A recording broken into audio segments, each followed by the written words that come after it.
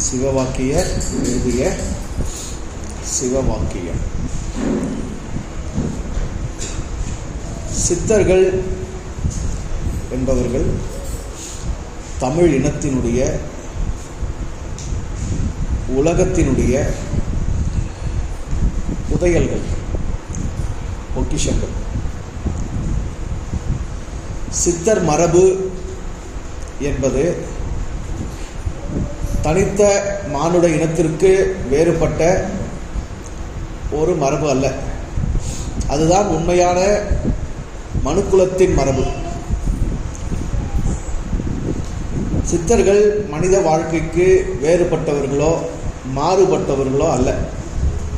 உண்மையான மனித வாழ்க்கையின் தன்மையில் வாழ்ந்தவர்கள்.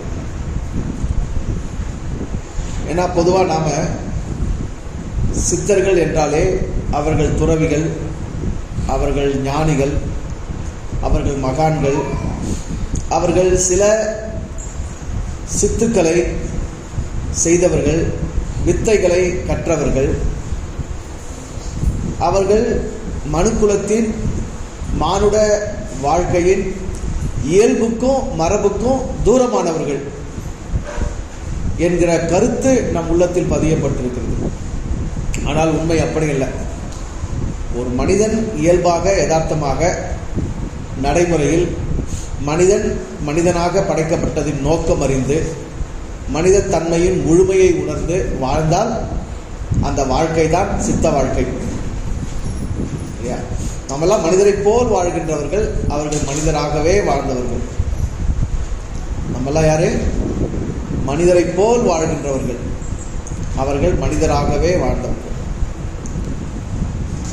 சித்தர்கள், சித்தர் என்கிற சொல் சித்தம் அப்படிங்கிற சொல்லை அடிப்படையாக கொண்டது. நமக்கு மனம் இருக்கிறது, அதிலே உணர்வு இருக்கிறது, எண்ணம் இருக்கிறது, அறிவு இருக்கிறது, புத்தி இருக்கிறது. இவற்றையெல்லாம் கடந்து நிற்பது சித்தம். அந்த சித்தத்தில், சிந்தையில் தெளிவு பெற்றவர்கள் சித்தர்கள். நம்ம எல்லாம் புத்தியில் வாழ்கிறோம், அவர்கள் சித்தத்தில் வாழ்ந்தார்கள். புத்தி என்பது எவைகளெல்லாம் நாம் கற்றுக்கொண்டோமோ அவைகளினால் கட்டப்படுவது புத்தி. கற்றுக்கொண்டவைகளால் கட்டப்படுவது புத்தி. இயல்பாகவே இயற்கையாகவே வழங்கப்பட்டிருப்பது சித்தம், சித்தி. அதாங்க பிள்ளையார் கூட என்ன வச்சிருப்பாங்க? சித்தி புத்தி விநாயகர்னு வச்சிருப்பாங்க. சித்தியும் புத்தியும் ஒரு மனிதனுக்கு வாழ்வதற்கு அருளப்பட்ட இரு பெரும் துணைகள். நமக்கு சித்தியும் அருளப்பட்டிருக்கு, புத்தியும் அருளப்பட்டிருக்கு. புத்தியோடு பொழைச்சிக்கோம் நாங்க. ஆனால் புத்தி யாரையும் பொழைக்க விடுறதில்லை. நிறைய பேர் அவங்கவுங்க புத்தியினால தான் ஏமாந்து போனாங்களே, தோல்வி அடைஞ்சாங்களே, வாழ்க்கையை தவற விட்டாங்களே. ரொம்ப புத்தியை பயன்படுத்துறவங்களாம் ஒன்றுத்துக்கும் உதவாம தான் போனாங்க. சித்தத்தை பிடித்து வாழ வேண்டும். சித்தம் என்பது இயற்கையானது, இறையால் அருளப்படுவது. சித்தத்தில் தெளிவு வேண்டும். அவ்வாறு சித்தத்தில் தெளிவு பெற்றோர், சித்தத்தில் தெளிவு அல்லது சித்தத்தின்படி வாழ்வது என்றால் என்ன அப்படின்னா ரொம்ப யோசிக்க வேணாம். இது ஒரு உலகம். இந்த உலகத்தில் நான் ஒரு உயிரினமாக படைக்கப்பட்டிருக்கிறேன். இந்த உலகத்தில் மனிதன்கிற இந்த உயிரினம் வாழ்வதற்கென்று என்னை எந்த விதி படைத்ததோ, இயற்கை என்ன ஒழுங்கில் படைத்ததோ அதே ஒழுங்கு எனக்கு வெளியேவும் இருக்கிறது. எனக்கு வெளியே ஒரு ஒழுங்கு இருக்குது, இந்த உடம்பு எனக்கு படைக்கப்பட்டிருக்கு, இதுக்குள்ள ஒரு ஒழுங்கு இருக்குது. இந்த ரெண்டு ஒழுங்கை ஒன்றா சேர்ந்து வாழ்ந்தால் அது சித்தத்தோடு வாழ்ந்துன்னு அர்த்தம். இயற்கை ஒழுங்கோடு என் ஒழுங்கு ஒருங்கிணைந்து ஒன்றுபட்டு ஒத்திசைவு கொண்டு வாழ்ந்தால் நான் சித்தத்தின்படி, விதியின்படி, நியமத்தின்படி, ஒழுங்கின்படி, இருக்க வேண்டிய நிலையின்படி வாழ்கிறேன் என்ற அர்த்தம். அப்படி வாழ்ந்தா பிரச்சனையே கிடையாது. நாம் எல்லாம் புத்தி கொண்டு இயற்கையின் ஒழுங்குக்கு, வெளியே உள்ள நியமத்துக்கு, நியதிக்கு எதிராக போராடுகிறோம். அதனால்தான் பிரச்சனையா நமக்கு வந்துட்டே இருக்கு. ஸோ சித்தத்தில் வாழ்வது என்பது நீ எப்படி இருக்க செய்யப்பட்டியோ அப்படியே இருந்தேனா நீ சித்தத்தில் வாழ்கிறாய் என்று பொறுத்து. நீ யாராக இல்லையோ, நீ எதுவாக இல்லையோ, அவராக அதுவாக மாறுவதற்கு போராடி கொண்டிருப்பாயானால் நீ புத்தியில் போராடி கொண்டிருக்கிறாய் என்று பொருள். ஸோ புத்திமான்களுக்கு போராட்டம் அதிகம், சித்தர்களுக்கு என்ன கிடையாது, போராட்டம் கிடையாது. சிந்தையில் தெளிவு பெற்றவர்கள் சித்தர்கள். அதுல முதன்மையாக பல சித்தர்கள் முன்னிறுத்தப்படுகிறார்கள். நாம சிந்திக்க எடுத்துக்கிட்ட கதாபாத்திரம் சிவவாக்கியர். அவருக்கு இயற்பெயர் என்னன்னு தெரியாது, பூர்வீகம் வரலாறு என்னன்னு தெரியாது. இந்த உலகத்துல ரெண்டு நிலையோர் உண்டு. ஒன்று தன்னைத்தானே அடையாளப்படுத்திக் கொள்வோர், இன்னொன்று தன்னுடைய அடையாளத்தை, தன்னுடைய சுயத்தை மறைத்துக் கொள்வோர்.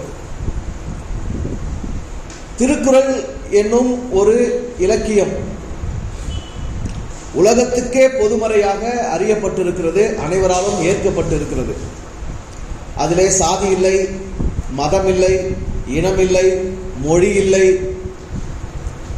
கடவுள் கருத்து, கடவுள் பெயர் இல்லை, அதை எழுதினவர் பெயர் கூட அதில் இல்லை, அவருடைய வரலாறு கூட இல்லை. ஆகவே அது எவ்வாறு அறியப்பட்டிருக்கிறது, உலக பொதுமறை என்று அறியப்பட்டிருக்கிறது. ஏன்னா அதனை எழுதினவர் தன்னை பற்றி எந்த குறிப்பும் அதில் வைக்கவில்லை. தன்னை மறைத்து தன் வழியாக வெளிப்பட்ட உண்மைகளை அதிலே வடித்து கொடுத்திருக்கிறார். இன்னொரு பக்கம் தன்னை முன்னிறுத்தி, தன்னை அடையாளப்படுத்தி இலக்கியங்களை எழுதினாலும் சரி, கவிதைகளை எழுதினாலும் சரி, படைப்புகளை செய்தாலும் சரி, அதில் தான் அதை வடித்தது யார், அதை செய்தது யார், அதை படைத்தது யார், அதை ஆக்கியது யார் என்ற ஆக்கியோனை குறிப்பிட்டு வெளிப்படுத்துவது. இரண்டு நிலை தான் மக்கள். இதுல எது சிறந்தது? திருக்குறளை எழுதியவர் தான் யார் என்று தன்னை பற்றி எந்த ஒரு பதிவும் அதில் வைக்கவில்லை, அவ்வாறு அதை வெளிப்படுத்தியிருக்கிறார். இன்னொன்றை யாரோ ஒருத்தர் எழுதுறாரு, அதில் தான் இதை எழுதினேன் என்று குறிப்பிடுகிறார். இதுல எது சரி, யார் நல்லவங்க, யார் மேலானவங்க நினைக்கலாம்?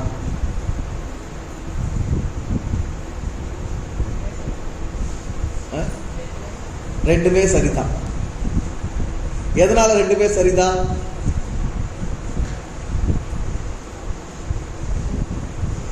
எதனால ரெண்டுமே சரிதான்?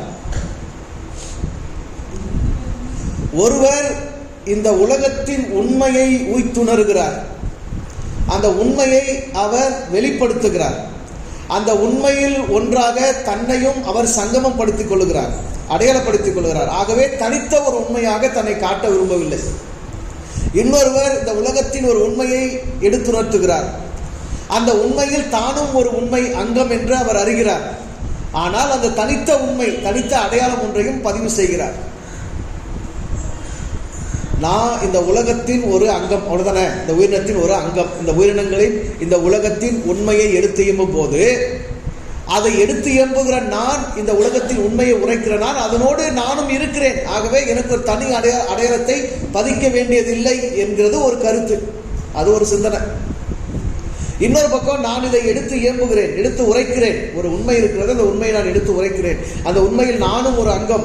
ஆனால் எனக்கென்று ஒரு தனி அடையாளம் இருக்கிறது, எனக்குன்னு ஒரு தனி உருவம் வந்தாச்சு, எனக்குன்னு ஒரு தனி பேர் இருக்குது. ஆகவே அதை நான் அடையாளப்படுத்துகிறேன், அது ஒரு நிலை.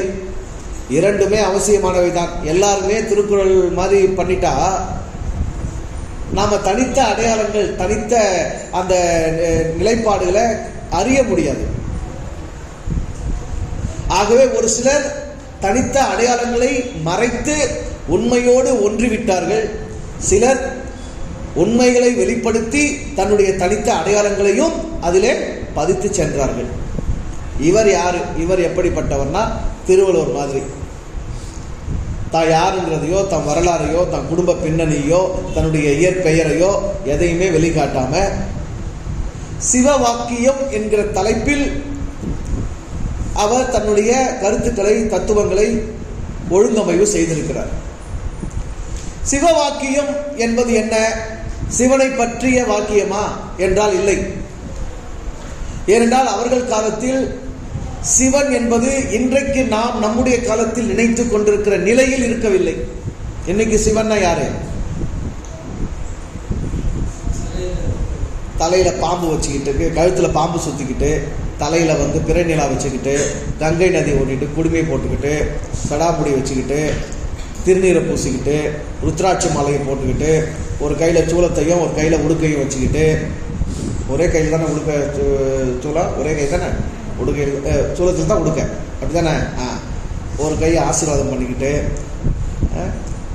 அப்புறம் தவநிலையில் உட்காந்துக்கிட்டு, விலங்கு தோல் மேலே உட்காந்துக்கிட்டு, இப்படி நிறைய படம் விதவிதமாக இருக்குல்ல.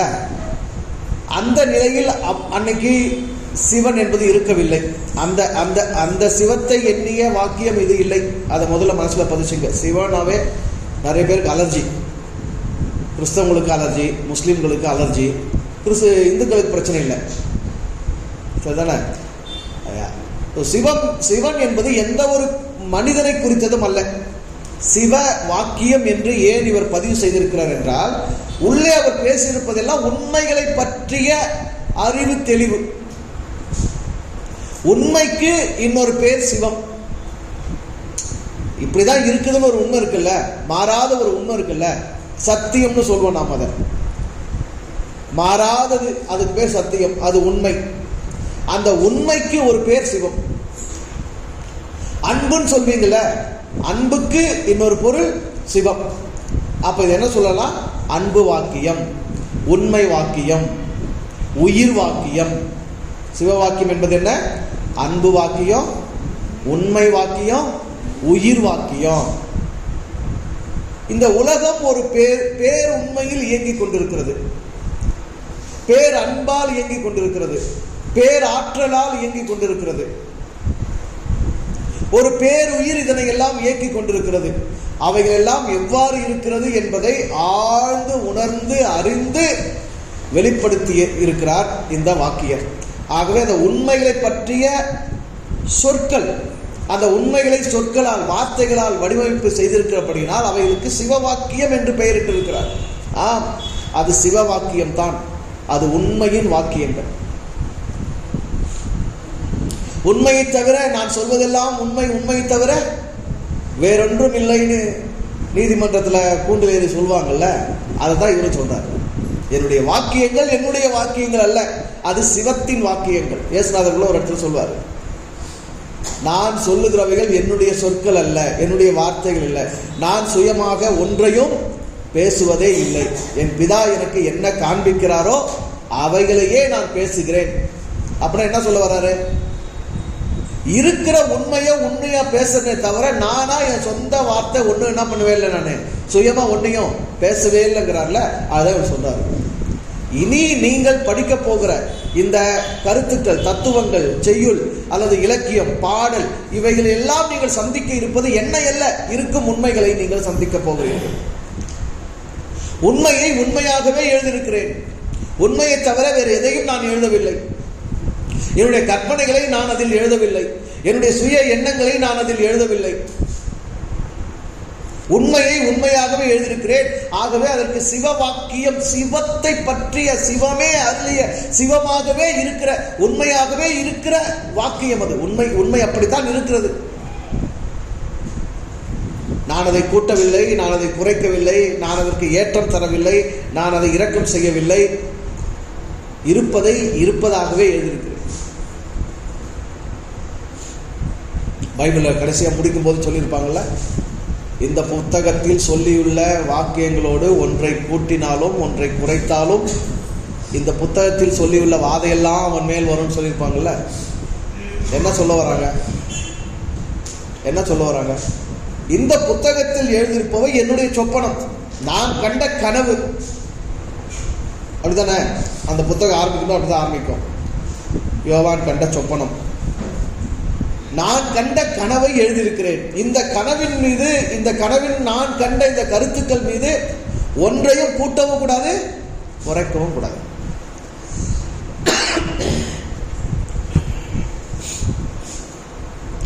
ஏன் ஒன்றை கூட்டுகிறோம், ஏன் ஒன்றை குறைக்கிறோம்? ஒன்று ஏற்கனவே இப்படிதான் இருக்கணும் போது அதனோடு ஏன் ஒன்றை கூட்டணும், ஏன் ஒன்றை குறைக்கணும்? யார் இதை செய்வாங்க? செய்கிறவங்க எதுக்காக இதை செய்வாங்க? அவங்களுக்கு ஒரு சொந்த லாபம் இருக்கும். ஒரு கருத்தோடு ஒன்றை கூட்டி சொல்லணும்னா அப்படி சொல்றவங்களுக்கு என்ன இருக்கும்? சொந்தமாக ஒரு ஆதாயம், ஒரு லாபம் இருக்கும். இல்லை யார் அந்த கருத்தை இருக்குன்னு சொன்னாங்களோ அவங்கள மட்டுப்படுத்துறதுக்காக இருக்கும். அதுல இருந்து ஒன்றை குறைக்கிறாங்கன்னா அதனுடைய உண்மை கருத்தாளனை மட்டுப்படுத்துவதற்காக செய்யலாம். அதுல ஒன்று கூட்டுறாங்கன்னா தன்னுடைய ஆதாயத்துக்காக, லாபத்துக்காக செய்யலாம். இல்லை அவருக்கு இன்னும் புகழ் சேர்ப்பதற்கும் கூட்டலாம். புகழ்ச்சின்னு வரும்போதே அது கொஞ்சம் எப்படிதான் ஆகும்? புகழ்தல்னு வந்தாவே எப்படிங்க ஆகும்? கொஞ்சம் கூட குறைய. இவர் ரொம்ப ரொம்ப நல்லவர், ரொம்ப நல்லவர் கூட கிடையாது. எப்படி நல்லவர்? ரொம்ப ரொம்ப நல்லவர். இகழ்ச்சின்னு வரும்போது என்ன ஆகும்? இகழ்போது என்ன ஆகும்? படு மோசங்க. மோசம் கூட கிடையாது, என்னன்னு சொல்லுவோம்? படு மோசங்க. நான் நினைச்சு கூட பார்க்கலங்க, இவ்வளோ கேவலமா இருப்பாங்க, நான் நினைச்சு கூட பார்க்கல. அப்ப நீ நினைச்ச கேவலம் எது? நீ எந்த அளவுக்கு கேவலத்தை நினைப்ப? அப்படி நினைச்சு கூட பார்க்காத கேவலம்னா அப்ப நீ நினைச்ச கேவலன்றது எது? அப்ப உங்களுக்கு கேவலத்தை நினைக்க முடியுது இல்ல? அப்ப இகழ்ச்சினாலும் புகழ்ச்சினாலும் என்ன ஆயிடும்? கூட குறைய சேர்ந்துடும். அப்ப இவர் எதையும் தன்னுடைய புகழ்ச்சிக்காகவும் எழுதல, இகழ்ச்சிக்காகவும் எழுதல. ஆகவே உண்மையை இருப்பதின்படியே எழுதினதினால் அதுக்கு என்ன தலைப்பட்டு இருக்கிறாரு? சிவ வாக்கியம். இருப்பதெல்லாம் சிவம் தான், உண்மைதான். நாம் பார்ப்பது உண்மை அல்ல, அவர்கள் பார்த்தது உண்மை. நாம் அறிந்திருப்பது உண்மை அல்ல, அவர்கள் அறிந்திருந்தது உண்மை. நாம் கேட்பது உண்மை அல்ல, அவர்கள் கேட்டது உண்மை. ஆகவே தான் அதற்கு உண்மை வாக்கியம், அன்பு வாக்கியம், அருள் வாக்கியம், சிவ வாக்கியம், உயிர் வாக்கியம், ஒலி வாக்கியம் என்று எத்தனை பேர் எல்லாத்தையும் உள்ளடக்கியதான் அந்த சிவ வாக்கியம். ஒரு மனிதர் சித்தர், அந்த சித்தர் தான் கண்டறிந்த உண்மைகளை வாக்கியங்களாக, வார்த்தைகளாக, தத்துவங்களாக, கருத்துக்களாக, அறிவு செறிவாக தொகுத்து வழங்கி இருக்கிறார். அந்த பாடலுக்கு என்ன தலைப்பட்டு இருக்கிறாரு? சிவவாக்கியம் தலைப்பட்டு. சிவவாக்கியம் என்னும் பாடலை அவர் ஒழுங்கமைவு செய்து கொடுத்ததினாலே அவரை என்னன்னு கூப்பிடுறோம்? சிவவாக்கியம்னு கூப்பிடுறோம். அவர் ஒரு சித்தர். சித்தர் என்பவர் ஒரு மனிதர். இதெல்லாம் அடிப்படையை நம்ம உள்வாங்கிக்கணும். சித்தர் என்பவர் யார் தான்? ஒரு மனிதர். அப்படின்னா இதுல இருந்து கூட நம்ம இன்னும் என்ன புரிஞ்சுக்க வேண்டியிருக்குன்னா, எந்த ஒரு மனிதருக்கும் சித்தராவதற்கான தகுதி இருக்கிறது, வாய்ப்பு இருக்கிறது, சந்தர்ப்பம் இருக்கிறது. சித்தராவது மனிதருக்கான ஒரு பண்பு, மனிதருக்கான ஒரு நிலை, மனிதர்கள் அத்தனை பேருக்கும் வழங்கப்பட்டிருக்கிற ஒரு அருள். நீயும் சித்தராகலாம், நானும் என்ன ஆக முடியும்? சித்தராக முடியும். சித்தம் தெளிந்தால் போதும், பித்துக்களை விட்டால் போதும், என்ன ஆயிட முடியும்? சித்தராக முடியும். ஆனால் இங்கு மனிதர்கள் சித்தத்தன்மையை அடைய முடியாதபடி, சித்த நிலையை அடைய முடியாதபடி பல்வேறு பித்துக்களால் அவர்கள் பீடிக்கப்பட்டிருக்கிறார்கள். நிறைய பித்து நம்மளை பிடிச்சிட்டு இருக்கு. சாதி பித்து, மத பித்து, வேத பித்து, நம்பிக்கைகள் பித்து, சடங்குகள் பித்து, சம்பிரதாயங்கள் பித்து, குலப்பித்து, கோத்திர பித்து, என்னென்னமோ பித்து, படிப்பு பித்து, பணப்பித்து, திரைப்படம் சினிமா பித்து, இப்படி பல்வேறு பித்துக்கள் நம்ம என்ன பண்ணிட்டு இருக்க? பிடிச்சிட்டு இருக்கு. நம்மால சித்தராக முடியலன்னா என்ன அர்த்தம்? நாம ஏதோ ஒரு பித்துல இருக்குன்னு அர்த்தம், அவ்வளவுதான். நம்ம சித்த நிலையில வளரலனாவே நம்ம என்ன புரிஞ்சுக்கணும்? இன்னும் நம்ம கிட்ட ஏதோ சில பித்துக்கள் இருக்கு. அது எந்த பித்து? நமக்கு சில பேருக்கு எனக்கு பித்து பிடிச்சிருக்குன்னு தெரிகிற அளவுக்கு பித்தா இருப்பாங்க. சில பேருக்கு தனக்கு பித்து பிடிச்சிருக்குன்னு தெரியாத அளவுக்கு பித்தா இருப்பாங்க. அவங்க பித்து அவங்களுக்கு தெரியாது, அடுத்தவங்க எல்லாருக்கும் தெரியும். அவங்க பித்து யாருக்கு தெரியாது? அவங்களுக்கு தெரியாது, அடுத்த எல்லாருக்கும் தெரியும். ஆக மொத்தம் சித்தராகாத அத்தனை மனிதர்களும் என்னவாகத்தான் இருக்கிறோன்னு அர்த்தம்? பித்தர்களாகத்தான் இருக்கும். ஏதோ பித்து பிடிச்சிருக்குன்னு அர்த்தம். ஜாதி, மதம், அரசியல் கட்சி, சினிமா, பணம், நகை, அலங்காரம், அந்தஸ்து, தற்பெருமை, பெருசாக காட்டிக்கிறது எல்லாம் ஏதோ ஒரு வகையில் பித்துக்கள் தான் அடங்கும். அப்போ அவங்கவுங்களுக்கு தான் தெரியும் எனக்கு என்ன பித்து பிடிச்சிருக்கு. மற்றவங்களுக்கும் தெரியும். ஏன்னா உன்னால பித்தை காட்டாம இருக்கவே முடியாது, பித்தை வெளிப்படுத்தாம இருக்கவே முடியாது. ஆக மனிதர்கள் அத்தனை பேருக்கும் சித்தராகிறதுக்கான தகுதி இருக்கு. ஆனா எல்லாரும் ஆகுறது இல்லை. ஏன்னா எல்லாரும் ஏதோ ஒரு பித்து பிடிச்சவங்களா அலைஞ்சிட்டு இருக்கிறோம். பித்துகள் நீங்க நீங்க நீங்க பித்துகள் இருந்து தெளிவு பெற தன்னாலேயே நம்ம என்ன நிலையை அடைஞ்சிருவோம்? சித்த நிலைமையை அடைந்து விடுவோம். சரி, முதல் பாடல் முதல் வரிக்குள்ள போலாம். அரியதோர் நமச்சிவாயம் ஆதி அந்தம் ஆனதும் அப்படின்னு தொடங்குறார். அரியதோர் நமச்சிவாயம் ஆதி அந்தம் ஆனதும் அப்படின்னு தொடங்குறார். முதல் வார்த்தையே எப்படி தொடங்குதுன்னா அரியதோர். சொல்லுங்க, அரியதோர். அவையார் கூட அரிது அரிது மானிடராய் பிறத்தல் அரிது. அரிது அரிதுனா என்ன? அரியது அரியது கேட்போய் வருவடி வேலோய் அப்படின்னு பாடுகிறாங்களே. அரியது அரிது அப்படின்னா என்ன? சாதாரணமானது இல்லை, காண கிடைக்காதது. அரிதுனா கொஞ்சம் உயர்ந்தது, சிறந்தது. என்ன வார்த்தைகளை போடலாம்? அரிது. மனிதர்கள் நாம இந்த உலகத்துல 6வது வகை உயிரினமா படைக்கப்பட்டிருக்கிறோம், அல்லது தோன்றி இருக்கிறோம், பிறந்திருக்கிறோம்.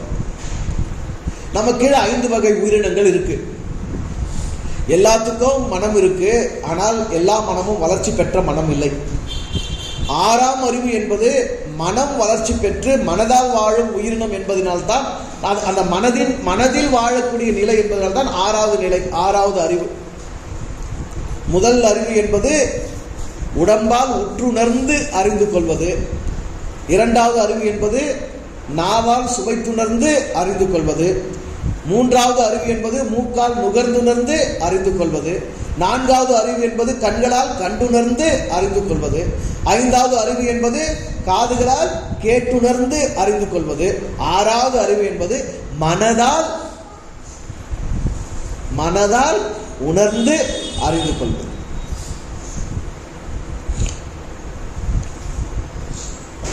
மற்ற உயிர்கள் எல்லாம் ஒவ்வொரு படைப்பையும் அதன் தேவைக்காக மட்டுமே பார்க்கக்கூடியவை, தேவையின் கோணத்தில் மட்டுமே நுகரக்கூடியவைகள்.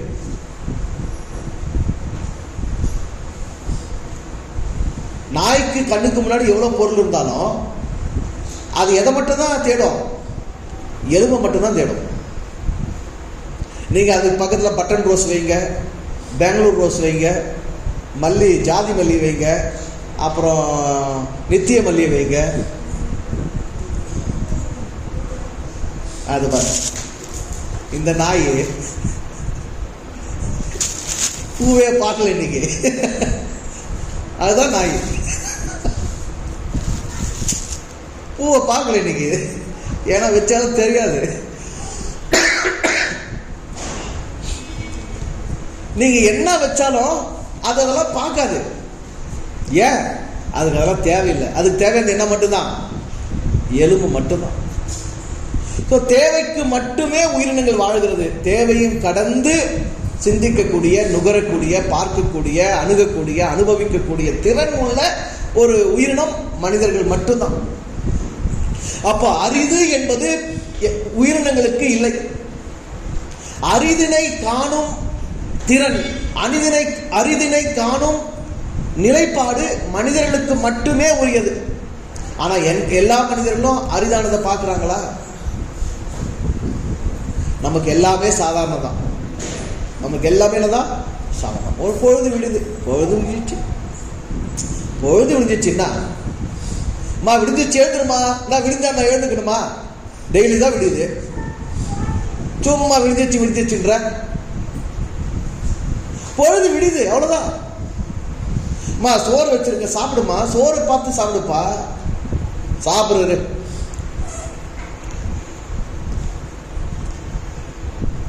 சோறை பார்த்து சாப்பிடுமா, சோறுமா இருக்கட்டும். என்ன சோறு தானே, தினமும் தானே வச்சு போடுற. இப்போ எல்லாமே நமக்கு என்னதான்? சர்வசாதாரணம். சோர்லேருந்து, துணியிலிருந்து, பொழுது விடியறதுலேருந்து, ஒரு பூ பூக்கிறதுலேருந்து, ஒரு ஆடு மாடு மிருகஜீவன்கள் நடக்கிறதுலேருந்து, ஒரு காக்கா குருவி பறவை பறக்கிறதுலேருந்து அனைத்துமே நமக்கு சர்வசாதாரணம்.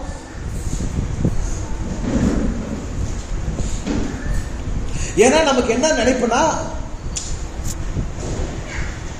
கண்ணுக்கு முன்னாடி நமக்கு என்ன தெரியுதோ அதுதான் எல்லாம்.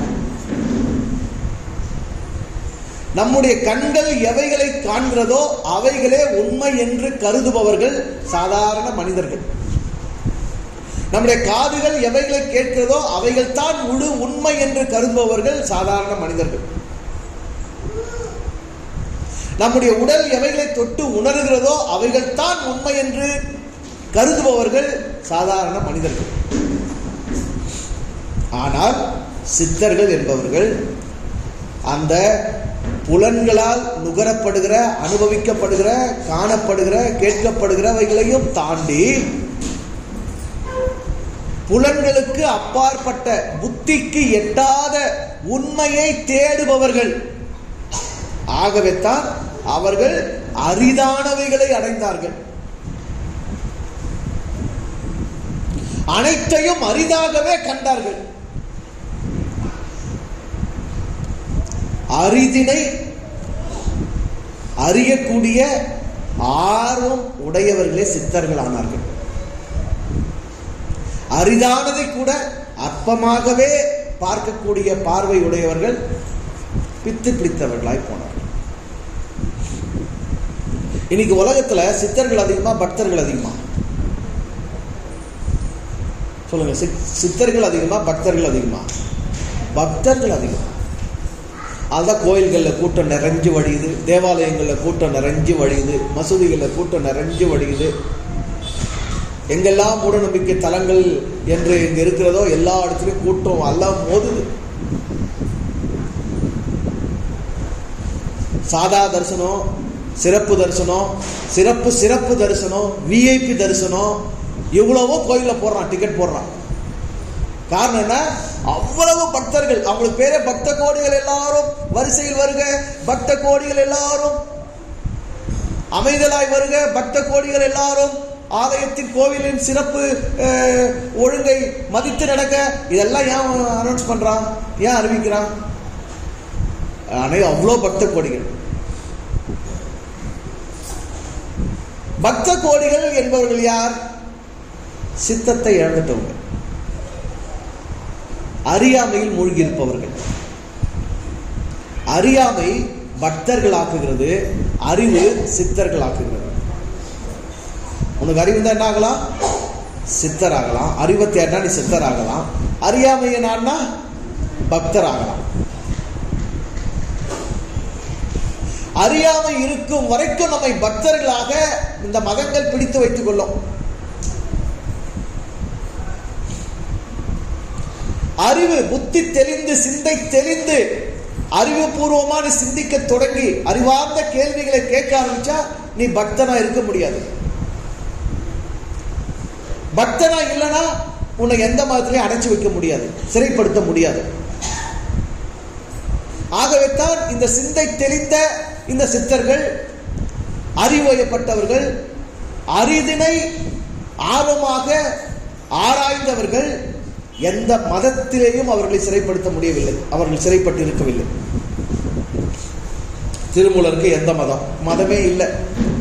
சிவவாக்கியருக்கு எந்த மதம்? மதமே இல்லை. போகருக்கு எந்த மதம்? மதமே இல்லை. எந்த சித்தனுக்கு என்ன கிடையாது? மதம் கிடையாது. இயேசு ஒரு சித்தன், இயேசுக்கு என்ன இல்லை? மதமே இல்லை. நீங்க சித்தர் ஆகிட்டீங்கன்னா உங்களுக்கு என்ன இருக்காது? மதம் இருக்காது. மதத்தை விட்டு வெளியே வந்தாவே நீங்க என்ன ஆயிடலாம்? சித்தர் ஆயிடலாம். கொஞ்சம் பித்து ஒட்டியிருந்தா கூட நீங்க என்ன ஆக முடியாது? மத பித்து ஒட்டின்னு இருந்தாலும் சித்தராக முடியாது, வெளியே வரவே முடியாது. ஏதோ ஒரு மூலையில பயம் இருக்கும். ஐயோ இந்த மதத்தை விட்டு வந்துட்டுமே, ஏதாவது நமக்கு நடந்துருமான்னு பயம் இருக்கும். 4 வருஷத்துக்கு முன்னாடி சித்தாந்த் ரொம்ப உடம்பு முடியாமல் இருந்தப்ப பாரு, ஏசாமியை விட்டு போயிட்டான், அவன் புள்ள எவ்வளோ கஷ்டப்படுறான், எல்லா தண்டனையும் ஏசுநாதர் அவன் பிள்ளை கொடுத்துட்டாரு. அப்படிதான் பேசினாங்களே. ஏன்னா அவ்வளவுதான் உங்களுக்கு போதிக்கப்பட்டிருக்கு.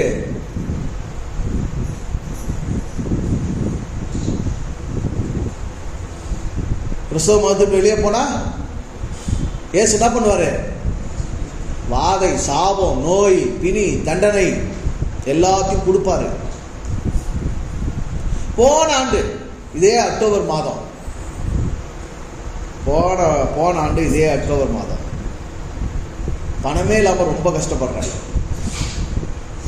பணமே இல்லாம கஷ்டப்படுறேன்னா ஒரு 10,000 ரூபாய் இல்லாம 10 லட்சம் இல்லாம கஷ்டப்படுறது இல்லை, 10 ரூபாய் இல்லாம கஷ்டப்படுறது. நீ மட்டும் ஏசா மட்டும் போகாம இருந்திருந்தா இப்படி கஷ்டப்பட்டு இருப்பியா? அப்போ ஏசா விட்டு போனதுனால தான் எனக்கு 10 ரூபாய் இல்லாம கஷ்டப்படுறேன். ஏசா விட்டு போனதுனால தான் என் பிள்ளை நோய் இப்படி வந்து. அப்போ தாங்கிட்ட பிடிச்சி வச்சுக்கிறதுக்காக நோயை கொடுத்து கஷ்டத்தை கொடுத்து வாதிக்கிறது கடவுளா இருக்க முடியுமா? அப்பனா அம்மாவை மதிக்காத புள்ளனாலும் அந்த அப்பா அம்மா என்ன நினைப்பாங்க? நம்மளை மதிக்கலாம் பரவாயில்ல, அது எங்க இருந்தாலும் எப்படி வாழட்டும், சந்தோஷமா நல்லா வாழட்டும் இதை நினைப்பாங்க. அப்போ கடவுள் என்னுடைய பெற்றோர், என்னுடைய தாய் தந்தை, அவன் தான் என்னுடைய மூலம், அவன் தான் என்னுடைய ஆதாரம், அவன் தான் என்னை படைச்சான்னா ஒருவேளை நான் அவனை நினைக்காம மறந்தே போனாலும் அவன் என்ன நினைக்கணும்? என்ன நினைக்கிறதா முக்கியம், நீ நல்லா வாழ்க்கை அது எனக்கு போதும் அப்படிதான் நினைப்பான். இந்த தெளிவு மதத்தில் உள்ளவங்களுக்கு வருமா? அந்த பயம்தான் மதத்தை கடக்க முடியாம இருக்கிறதுக்கும் பிடிச்சுக்கிட்ட நம்பிக்கையை விட முடியாம இருக்கிறதுக்கும் காரணம் தெரியுமா? பயம். வாதம் வந்துடும். உள்ள இருந்தா வாதை உன் கூடாரத்தை அணுகாது, வெளியே போயிட்டா வாதையே உனக்கு கூடாரமா மாறிடும்.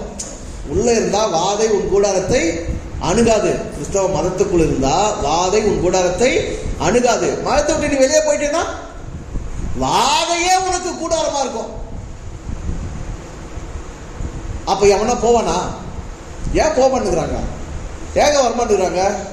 நானும் 5 வருஷமா பேசினுக்கேன், மதத்தை விட்டு வாங்க, மதத்தை விட்டு வாங்க, மதத்தை விட்டு வாங்கன்னு. யாராவது வந்தாங்களா? பயம். பயத்துக்கு அடிப்படையே அறியாமை. அறியாமை தான் பயத்தை விளைவிக்கிறது. பயம்தான் பக்திக்கு வித்தாக மாறுகிறது.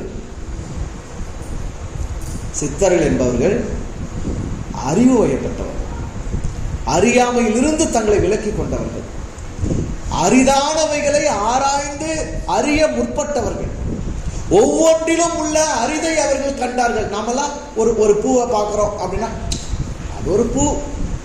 ஆனா அவர்கள் இது பூவானதற்கு என்ன காரணம், இதற்கு ஒரு மேனியை கொடுத்தது யார், இதற்கு ஒரு அழகை கொடுத்தது யார்? ஏசு சொன்னார்ல, காட்டு மலர்களை கவனித்து பாருங்கள், அவைகள் உடைக்கிறதும் இல்லை நூற்கிறதும் இல்லை, ஆனாலும் சாலமோன் முதலாய் தன் சர்வ மகிமையிலும் அவைகளில் ஒன்றை போலாகிலும் உடுத்தி இருந்ததே இல்லை. அப்போ எவ்வளவு நுட்பமான ஒரு கவனம் செலுத்திருப்பார் அந்த பூ மேல. இதுக்கு இப்படி ஒரு நிறம் கொடுத்தது யாரு, இந்த நிறம் எதனால வந்துச்சு, இதுக்கு எதுக்கு இந்த நிறம், தன்னுடைய நிறம் தன்னுடைய அழகை தானே ரசிக்க முடியாது. ஒரு மலருக்கு தன்னுடைய நிறத்தையும் தன்னுடைய அழகை என்ன செய்ய முடியாது, ரசிக்க முடியாது. தான் என்ன நிறம்னு தானே என்ன அதை சொல்றது பறைசாற்றிக் கொள்ள முடியாது. அப்படி இருந்தும் ஏன் இதற்கு இப்படி ஒரு நிறத்தை கொடுத்திருக்கான், இப்படி அழகை கொடுத்திருக்கான்? இன்னும் சொல்ல போனா அந்த அழகு அதுக்கு ஆபத்து தானே. நீங்களாம் இந்த பூ எவ்வளவு அழகா இருக்குன்னு பாக்குறீங்க, சரி இருந்துட்டு போட்டு வரீங்க, அப்படியே கில்லின்ல வந்துடுறீங்க, அப்ப ஆபத்து தானே. அழகு பறிக்கப்படுது, அடுத்தவரால் பறிக்கப்படுது தானே.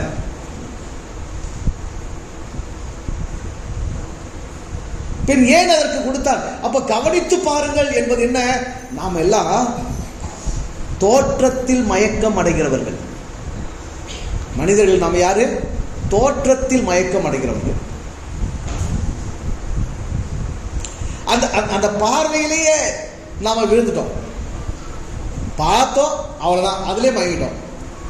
கேட்டோம் அதிலேயே மயங்கிட்டோம். தொட்டோம் அதிலேயே மயங்கிட்டோம். அதை கடந்து போவதற்கான திடம் நமக்கு இல்லை. காட்டு மலர்களை கவனித்து பாருங்கள், அவைகள் விதைக்கிறது இல்லை, உழைக்கிறது இல்லை, நூறுக்கிறது இல்லை. ஆனாலும் ஒரு மன்னன், சர்வகணம் பொருந்திய ஒரு மன்னன், அவன் இவைகளில் ஒன்றை போல உடுத்தவே இல்லை. அப்படி ஒரு உடுத்துதல் இறைமை, இயற்கை இந்த மலருக்கு செய்திருக்கிறது. இப்போ பார்வையை கடந்து சிந்திக்கிறார்கள், தோற்றத்தை கடந்து சிந்திக்கிறார்கள், நுட்பமாக கவனிக்கிறார்கள், நுணுக்கமாக ஆராய்ச்சி செய்கிறார்கள். ஆகவே தான் அரிதினை அரிதாக அவர்கள் அறிந்தார்கள். அரிதானதை ஆய்ந்துணர்ந்து அறிந்தவர்களே சித்தர்கள். இப்ப நம்ம மனிதர்கள், நம்ம எல்லாருக்கும் என்ன பார்வை வேணும்? அரிதானதை ஆய்ந்துணர்ந்து அறியக்கூடிய ஒரு பார்வை, ஒரு நோக்கம் நமக்கு வேண்டும். தோற்றத்தில் மயங்கக்கூடாது, பார்த்ததோடு விடக்கூடாது. நாம் எது பார்த்தோமோ, நம்முடைய பார்வைக்கு எது பதிந்ததோ அதுதான் உண்மை என்று, அதுதான் அளவு என்று, அதுதான் இறுதி என்று நினைத்து விடக்கூடாது.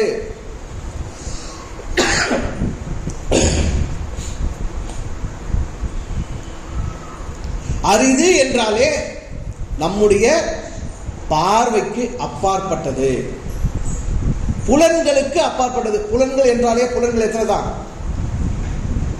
எத்தனை புலன்? இன்னும் 5 புலன் தான் நம்பின்னு இருக்கிறீங்க. இன்னும் 5 புலனே நம்பின்னு இருக்கீங்க. புலன்கள் 6. மனிதன் என்கிற ஒரு உயிரினம் வரும் வரைக்கும் தான் புலன்கள் 5. மனிதன் என்கிற உயிரினம் வந்த பிறகு புலன்கள் எத்தனை தான்? 6 தான். உடல், தோல் உற்றறிய ஒரு புலன், நாவு சுவைத்துணர 2 புலன், மூக்கு நுகர்ந்துணர 3 புலன், கண்கள் கண்டுணர 4 புலன், காது கேட்டுணர 5 புலன், மனம் ஆய்ந்துணர அறிந்துணர 6வது புலன். நீங்க மனதையும் எப்படிதான் கருதணும்?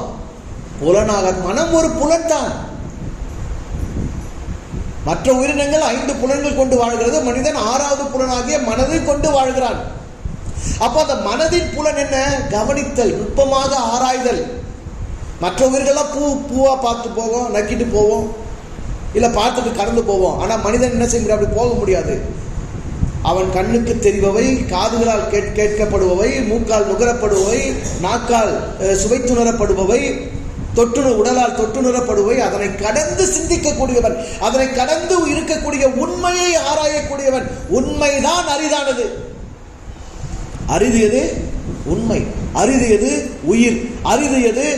அன்பு. அரிது எது? சிவம். அந்த அன்பால், அந்த உண்மையால், அந்த உயிரால், அந்த சிவத்தால் தான் ஒரு மலர் மலராக இருக்கிறது, ஒரு மாடு மாடாக இருக்கிறது, ஒரு மான் மானாக இருக்கிறது, நீ நீயாக இருக்கிறாய், நான் நானாக இருக்கிறேன். இந்த உலகம் இயக்கத்தில் இருக்கிறது. இவற்றுக்கு பின்னால் அவைகள் மறைந்திருக்கிறது. அந்த மறைந்திருக்கும் அந்த பேருண்மையை, அந்த அரிதானதை ஆராய்ந்து அறிகிறவர்கள் சித்தர்கள். அரியதோர் நமச்சிவாயம், அதுவே ஆதியானது, அதுவே அந்தமானது. இன்னைக்கு நமச்சிவாயங்கிறது என்னது? அது ஒரு மந்திர சொல். யாருக்கான மந்திர சொல்? இந்துக்களுக்கான மந்திர சொல். எங்க அந்த மந்திரம் ஒலிக்கும்? கோயில்கள் அந்த மந்திரம் ஒலிக்கும். இப்ப கோயில்கள்ல மட்டும் இல்ல, எல்லா வியாபார தலங்களையும் அந்த மந்திரம் ஒலிக்குது. துணி கடையில போட்டு விட்டுறான், ஹோட்டல்ல போட்டு விட்டுறான், நகை கடையில போட்டு விட்டுறான், எங்க பார்த்தாலும் அந்த மந்திரத்தை போட்டு விட்டுறான். அது பாடு பாடிட்டு இருக்கு. ஓம் நமச்சிவாய அப்படின்னு பாடுது, இல்ல நமச்சிவாய நமச்சிவாய பாடுது, என்னமோ சொல்லிட்டே இருக்கு.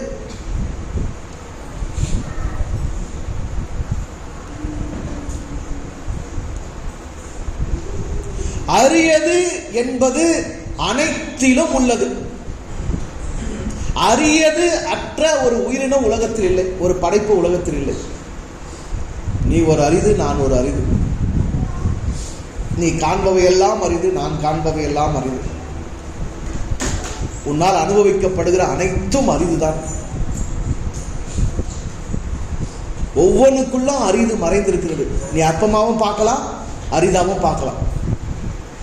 நிறைய அரிதானவர்களை அற்பமா பார்த்துதான் நம்ம நாமே அசிங்கப்படுத்திக்கிட்டோம். இங்க அற்பமானது என்று ஒன்றும் இல்லை. நல்லா புரிஞ்சுக்கோங்க, அற்பமானது என்று ஒன்றுமே இல்லை. நீங்க ஒரு கொசுவை அற்பம் நினைக்கிறீங்களா? ஒரு ஈய அற்பம் நினைக்கிறீங்களா? ஒரு பூவை அற்பம் நினைக்கிறீங்களா? ஒரு ஒரு உணவு பண்டத்தை, ஒரு பொருளை நீங்க அற்பம் நினைக்கிறீங்களா? அந்த உலகத்தில் இயக்கத்தை அற்பம், ஒரு மனுஷன் அற்பம் நினைக்கிறீங்களா? இதெல்லாம் தாண்டி நம்ம அதிகமா அற்பமா நினைக்கிறது யார் தான்? ஆமா, நம்ம நம்மள நம்ம நம்ம நம்ம யாரால தோற்றத்திலேயே மயங்குறோமோ அவங்க நமக்கு அரிது. தோற்றத்துல யாராலாம் நம்மளை மயக்க முடியலையோ அவங்க எல்லாம் நமக்கு யார் தான்? அற்பம். அதனால்தான் ஆள் பாதி ஆடை பாதி. நீ ஆடையிலேயே அடுத்தவங்க என்ன பண்ணிடணும்? மயக்கிடணும். அப்பதான் அவன் என்ன நினைப்பான்? அரிதான மனுஷங்க, சிறப்பான மனுஷங்க. ஏன்னா அவன் மயங்கிட்டான். உன் தோற்றத்துல மயங்கி ஒருத்தன் உன்னை மெச்சுறான்னா என்ன அர்த்தம்? நீ அவன் தோற்றத்தால மயக்கிட்டன்னு அர்த்தம். அப்படி மயங்காதவங்க, மயக்க முடியாதவங்க என்னவாயிடுறாங்க? அற்பமானவங்களா ஆயிடுறாங்க. அடிப்படையா ஒண்ணு புரிஞ்சுங்க, மனிதர்கள் அதிகமானவர்களை அற்பமாக கருதுகிறவர்கள். சித்தர்கள் அனைத்திலும் அரிதானதை தேடினவர்கள். முதல் பார்வை நமக்கு என்ன வேணும்னா, எல்லாத்தையும் அரிதா பார்க்கிற, அரிதா நினைக்கிற ஒரு சிந்தனை நமக்கு வேணும். எதையுமே அற்பமா பார்க்காதீங்க, யாரையுமே அற்பமா பார்க்காதீங்க. இந்த உலகத்துல எல்லாமே ஒரு மூலத்திலிருந்து தான் வெளிவந்திருக்குது. அதற்கு ஒரு வாழ்க்கை இருக்கு, அதற்கு ஒரு நோக்கம் இருக்கு, அதற்கு அதற்கான அளவுல உருவம் இருக்கு, அதற்கான படைப்பாது படைக்கப்பட்டிருக்கு. அவ்வளவுதானே தவிர இங்க அற்பமானதுன்னு எதுவுமே இல்லை. இறைவனுடைய படைப்புல, இயற்கையினுடைய அம்சத்துல அற்பமானதுன்னு எதுவுமே இல்லை. அத முதல்ல எங்கிருந்து துவங்குங்க? உங்க உடம்புல இருந்து துவங்குங்க. நம்ம உடம்புலயே சில உறுப்புகளை நாம அரிதா பார்க்கிறோம், சில உறுப்பை நம்ம எப்படி பார்க்கிறோம்? அற்பமா பார்க்கிறோம். ஆமாவா இல்லையா? எல்லா உறுப்பையுமா நம்ம அப்படியே அரிதா பார்த்து கொண்டாடுறோம். ஒரு நாளைக்கு 10 முறை மூஞ்சிய பார்க்கிறோமே, மாசத்துக்கு ஒரு முறையாவது சூத்து பார்க்கிறோமா? சே, எவ்வளவு அசிங்கமா பேசுறாரு பாரா. அத்தெல்லாமா யாருன்னா கண்ணாடில பார்த்துருப்பாங்க. அதுதான் நான் பார்க்க வேணான்னு ஆண்டவனே என்ன பண்ணி வச்சிருக்கிறான்? பின்னாடி வச்சிருக்கிறானே. பார்க்கறதுக்கு முகத்தை மட்டும் தானே முன்ன வச்சிருக்கிறான். அந்த பாகத்தை அவன் பின்னாடி எல்லாம் மறைச்சு வச்சிருக்கிறான். அதை போய் நான் ஏன் பார்த்துக்கணும்? இதுல கடவுள் மறைத்தல் தொழில் செய்கிறான். கடவுளே என் கண்களுக்கு மறைத்ததை நான் தேடி பார்க்கவே மாட்டேன். அப்ப உந்த பார்க்கலாம் என்ன பண்ணணும்? நீ உனதை பார்க்கலாம் என்னங்க பண்ணணும்? அடுத்து உனதை பார்க்கணும். தனதை பார்க்காதவன் கட்டாயம் என்ன பண்ணி ஆகணும்? அடுத்து உனதை பார்த்தான ஆகணும்.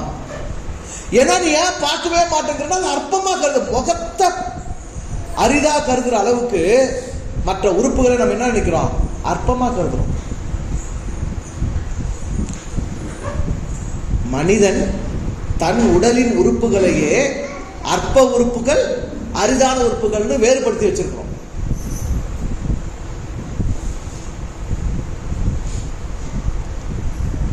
இதே ஒரு சித்தன் கிட்ட போனேன்னா ஒவ்வொரு உறுப்புக்கும் என்ன நோக்கம் இருக்கு, ஒவ்வொரு உறுப்பும் என்ன மூலத்திலிருந்து வெளிப்பட்டு இருக்கு, ஒவ்வொரு உறுப்பிலும் இறை எப்படி செயல்பாட்டு இருக்குன்னு எல்லா உறுப்புகளிலும் அரிதானதை அவனுக்கு காட்டி கொடுத்துருவான். எந்த உறுப்பும் அவனுக்கு என்ன கிடையாது? அற்பமே கிடையாது, அசிங்கமே கிடையாது. அப்ப நம்ம புத்தியிலிருந்து எதை எடுத்து போட்டோம்? ஒன்னு அசிங்கமாவும், ஒன்னு அழகாவும், ஒன்னு அருமையாவும், ஒன்னு அற்பமாவும், ஒன்னு அரிதாவும், ஒன்னு லேசாவும் நினைக்கிற அந்த பார்வை இருக்குல்ல, அந்த புத்தி இருக்குல்ல, அதை முதல்ல பிடிங்கி போட்டு. அது வேணாம், அது உன்னை வளர்க்காது. எல்லாத்தையும் அரிதா பாரு. எல்லாம் அரிதா பார்க்க வேண்டியதுதான். ஒரு கொசுங்கிறோம், ஒரே ஒரு நாள் வாழக்கூடிய உயிரினமா இருந்தாலும் அதுல இருக்கிற அரிது என்னன்றதை நமக்கு ஆராய்ந்து அறிய நம்முடைய புலன் அறிவுக்கு அது எட்டாது, நம்ம புத்திக்கு அது எட்டாது. அவ்வளவு அரிதான விஷயம், அவ்வளவு அரிதான வாழ்க்கை எதுக்கு இருக்கு? ஒரு கொசுவுக்கு இருக்கு. நீங்க கொசுவை ஆராய்ச்சி பண்ணியே முனைவர் பட்டம் வாங்கலாம். எத்தனை வகையாக இருக்குது, அது எப்படி வாழுது, அது எதை உணவாக உட்கொள்ளுது, அதுக்கு எப்படி செரிமானம் ஆகுது, அது எப்படி இனப்பெருக்கம் செய்யுது, அது எப்படி குட்டி போடுது, குட்டிகள் அது எப்படி பராமரித்து வளர்க்குதா இல்லையா, அதனுடைய வாழ்க்கையை பற்றி அது உணர்ந்திருக்கிற உணர்வு என்ன? உலக மேதையா இல்லைங்க யாரு? நீங்க எதை ஆராய்ச்சி பண்ணா போதும்? சும்மா கொசுன்றீங்க.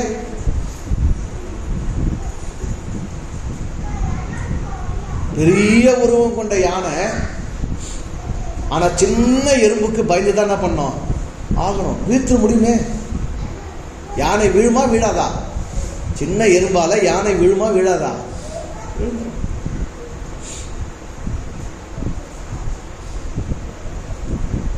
இறைவனுடைய படைப்பில், இயற்கையினுடைய வெளிப்பாட்டில் எதுவும் அற்பமானது இல்லை என்பதை முதன்மையாக உணர்ந்து கொள்வதுதான் சித்தம் தெளிவு பெறுவதற்கான, சித்த நிலை அடைவதற்கான முதல் படி. நான் எதையும் அற்பமா நினைக்க மாட்டேன், யாரையும் அற்பமா நினைக்க மாட்டேன், எதையும் அற்பமா பார்க்க மாட்டேன், யாரையும் அற்பமா பார்க்க மாட்டேன். எல்லாம் அருமையானது, எல்லாம் சிறப்பானது, எல்லாம் அரிதானது. என் உடம்பு எனக்கு அரிதானது, இந்த உலகம் எனக்கு அரிதானது, என் குடும்பம் எனக்கு அரிதானது, என்னுடைய பெற்றோர் உடன்பிறந்தோர் எனக்கு அரிதானவர்கள், எனக்கு கிடைச்சிருக்கிற இந்த வாழ்க்கை முறை அரிதானது, எனக்கு கிடைச்ச மொழி அரிதானது, எனக்கு கிடைக்கிற ஒவ்வொரு வேளை உணவு அரிதானது.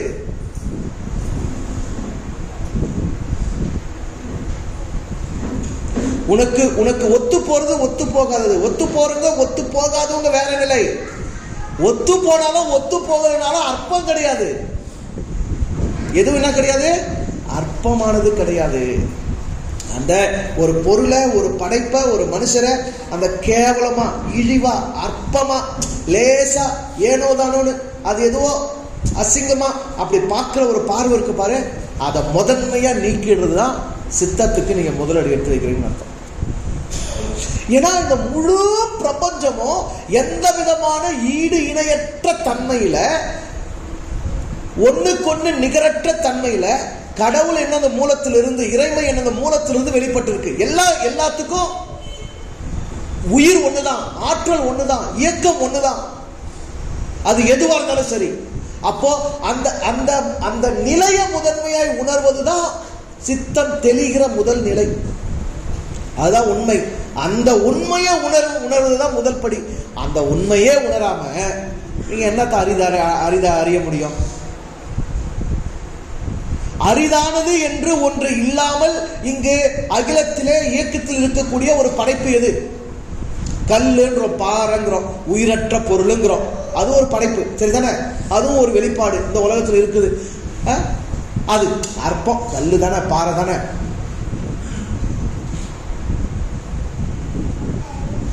இன்னொரு இயேசுநாதர் சொல்றாரு, இந்த கல்லுகளில் இருந்து ஆபிரகாமுக்கு பிள்ளைகளை உருவாக்க கடவுளால் முடிகின்றார். அப்படின்னா என்ன? கல்லுகள் புள்ள பெற்றுக்கும், கல்லில் இருந்து உயிர் வரும். கல்லுக்கும் உயிர் உண்டு, கல்லுக்குள்ளும் உயிர் உண்டு. இது தெரியாதனால தான் என்ன சொல்றீங்க? அதை வெறும் கல்லுன்ற. ஆனா உண்மையான நிலை என்ன? இந்த கல்லில் இருந்து என்ன பிறக்கும் என்பது உனக்கு தெரியாதுன்னு அர்த்தம். அப்ப உன்னை அற்பமா நினைக்கிறனா என்ன அர்த்தம்? அதுக்குள்ள இருக்கிற அரிதான உண்மை இன்னது என்பதை நீ ஆய்ந்து உணரவில்லை, ஆகவே அதை அற்பம் என்று கருதுகிறாய். அந்த அதற்குள் உள்ள அரிதான உண்மை இன்னது என்பதை ஆய்ந்து உணரும் அறிவு உனக்கு வந்துவிட்டால் அதை அரிது அரிது என்று அதனுடைய உண்மையை நீ பாடுவாய். அப்ப அரிதெனும் உண்மையை உணர்கிறவர்கள் சித்தர்கள், அரிதானதையும் அற்பமாக கருதி அறிவை இழந்தவர்கள் பக்தர்கள்.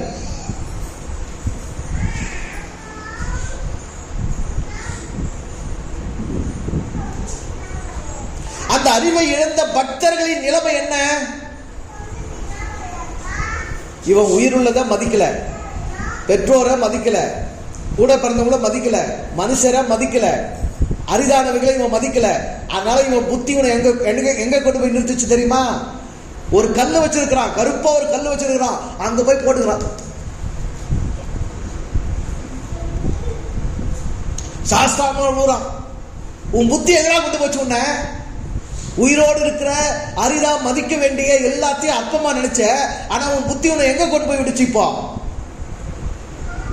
எங்க கொண்டு விடுச்சு? மூலத்தனத்துக்கு கொண்டு போய் விட்டு இருக்கு. ஒரு கல்லுக்கு முன்னாடி போய் மொத்தத்தையும் போட்டுக்கிற, நீ அடிச்சுக்கிற, துப்பிக்கிற, விழுந்துக்கிற, வணங்கிக்கிற, பாலை ஊத்துற, தேனை ஊத்துற, கரைச்சி ஊத்துற, நெய்ய ஊத்துற, எல்லாத்தையும் பண்ணினுக்கிற. எவ்வளவு கேவலப்பட்டு போயிட்ட. சித்தத்தில் தெளிவு இல்லாமல், அரிதானதை ஆராய்ந்து அறியாமல் அற்பமாக கருதுகிற அறிவிழந்த அத்தனை பேரும் புத்தியினால் சீர்கெட்டவர்கள். அவங்க புத்தி கடைசியில் எங்க போய் கொண்டு போய் நிறுத்தோம்? அதை விட மூடத்தனத்துக்கு கொண்டு போய் நிறுத்தோம். யாரையும் அற்பமா நினைக்க மாட்டேன், எதையுமே அற்பமா நினைக்க மாட்டேன். இந்த உலகத்தில் அற்பமான ஒருத்தர்லாம் வர முடியாது. இந்த இயற்கையில அற்பமான ஒரு பொருளாக இருக்க முடியாது. ஏன்னா எல்லாத்துக்கும் மூலம் ஒன்று தான். எனக்கு அப்பா அம்மா யாரோ, அந்த செடிக்கு அப்பா அம்மாவும் அவன் தான், அந்த புழுக்கு அப்பா அம்மாவும் அவன் தான், அந்த மிருகத்துக்கு பறவைக்கு அப்பா அம்மாவும் அவன் தான், இந்த கல்லுக்கும் அந்த மண்ணுக்கும் அப்பா அம்மாவும் அவன் தான், இந்த வானத்துக்கும் பூமிக்கும் அப்பா அம்மாவும் அவன் தான். எல்லாம் ஒரு மூலத்தில் தான் வந்திருக்குது. ஆக அனைத்தும் அரிதே, எதுவும் அற்பமானது இல்லை.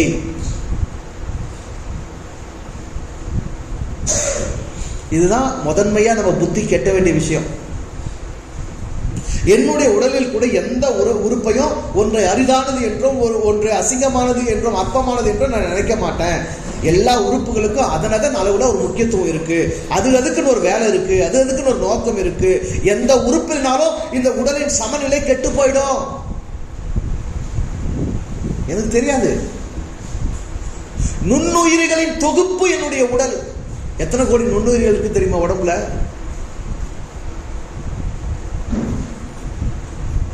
பல கோடி செல்களின் தொகுப்பு என்னுடைய உடல். இதுல எந்த செல் விசேஷம்? நீங்க மயிருங்கிறீங்க, முடிங்கிறீங்க தலையில, அதுவும் பல கோடி செல்களால் ஆனதுதான். முகங்கிறீங்க, அந்த முகமும் என்னதான்? பல கோடி செல்களால் ஆனதுதான். இதுல எந்த செல்லு மதிப்பு, எந்த செல்லு மதிப்பு குறைவு? அங்கம் அனைத்திற்கும் முழுவதற்கும் ஒரே மதிப்பு தான். அது அரிதானது தான். என்னால் படைக்க முடியாது, என்னால் உருவாக்க முடியாது. நான் கொடுக்கவில்லை, இதை நான் இயக்கவில்லை, இதனுடைய சமச்சீர் நிலையை நான் பாதுகாக்கவில்லை. எப்படி இயங்குகிறது என்று கூட எனக்கு தெரியாது. உண்ணுகிற ஒவ்வொரு உணவிலும் வெவ்வேறு விதமான சுவையை நாக்கு அனுபவிக்கிறது. 3000 சுவை மொட்டுகள் நாக்கில் இருக்கிறது.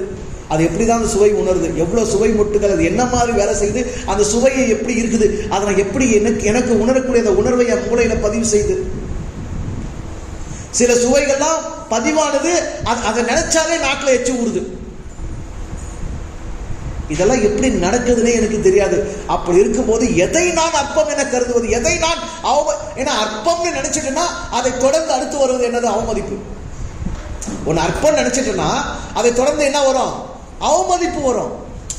அதுதானே போ.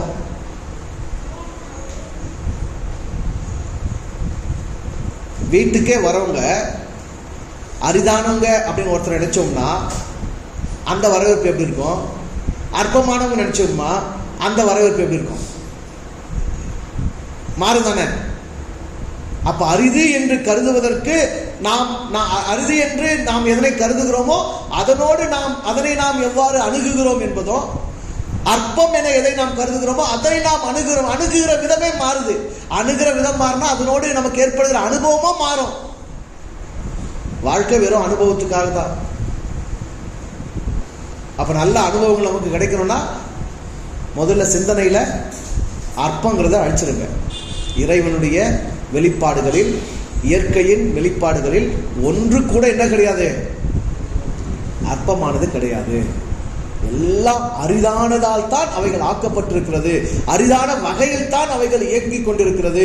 அரிதான முறையில் தான் அவைகள் திகழ்ந்து கொண்டிருக்கிறது. அந்த அரிதினை அறிவதுதான் அறிவு. கண்ணால் காண்பதும் பொய், காதால் கேட்பதும் பொய். தீர விசாரித்து அறிவது அப்படின்னா என்னங்க அர்த்தம்? நான் கண்ணில் அதை பார்த்தேன், அது அப்படிதான் இருக்குது, ஆனா அது இல்லை உண்மை. நான் காதில் சத்தத்தை கேட்டேன், அது அப்படிதான் இருக்குது, ஆனா அது கூட உண்மை. அந்த கண்ணால எனக்கு இப்படி தெரிஞ்சதுக்கோ, கண்ணுக்கு இப்படி தெரிஞ்சதுக்கோ, காதுக்கு இப்படி கேட்டதுக்கோ எது மூலமா இருக்குதோ அந்த அரிது அதை ஆக்கினது எப்படி இருக்குங்கிற உண்மையை நான் ஆய்ந்து அறியணும் பாருங்க. அதுதான் உண்மை. அப்ப இந்த சித்தர்கள் யாரு? தோற்றத்துல மயங்கல, கேட்டதுக்கு மயங்கலை, நுகர்ந்ததுக்கு மயங்கலை, சுவைச்சதுக்கு மயங்கலை, தொட்டுனதுக்கு மயங்கலை. அதை தாண்டி இந்த தோற்றத்தை கொடுத்தது எது, இந்த சப்தத்தை கொடுத்தது எது, அதுக்கு காரணமானது எது, அந்த அரிதான உண்மை அதுக்குள்ள எப்படி ஒளிஞ்சிருக்குன்னு அரிதான உண்மை மறைந்திருப்பதை ஆராய்ந்து தேடினாங்க பாருங்க. அதனால அவங்க யாரு? சித்தர்கள், விசேஷ மனிதர்கள்.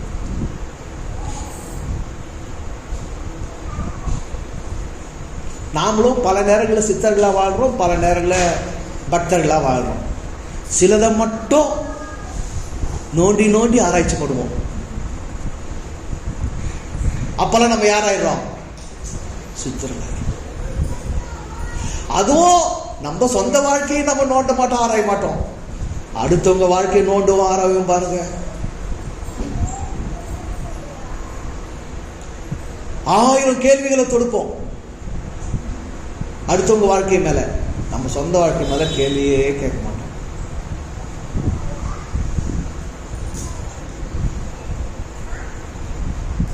அதனால சொல்றோம், சில நேரம் நாம் கூட என்ன ஆயிடுறோம்? சித்தர்களாகிறோம். அதிகபட்சம் நேரம் பக்தர்களாகவே இருக்கும். ஸோ பக்தர்கள் என்னும் அறியாமை நிலையில் இருந்து சித்தர்கள் என்னும் அறிவு நிலைக்கு வருவதற்கு காலம் நம்மை அழைக்கிறது. காலம் நம்மை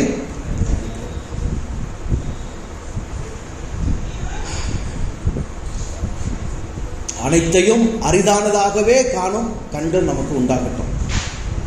அறியாமை, அற்பம் என்கிற அவஸ்தையிலிருந்து நமக்கு விடுதலை கிடைக்கட்டும். புரிஞ்சுக்கோங்க. தொடர்ந்து நம்ம அடுத்த வாரத்தில் சிந்திப்போம். நல்லா இருங்க, சந்தோஷமா இருங்க. வாழ்த்துக்கள்.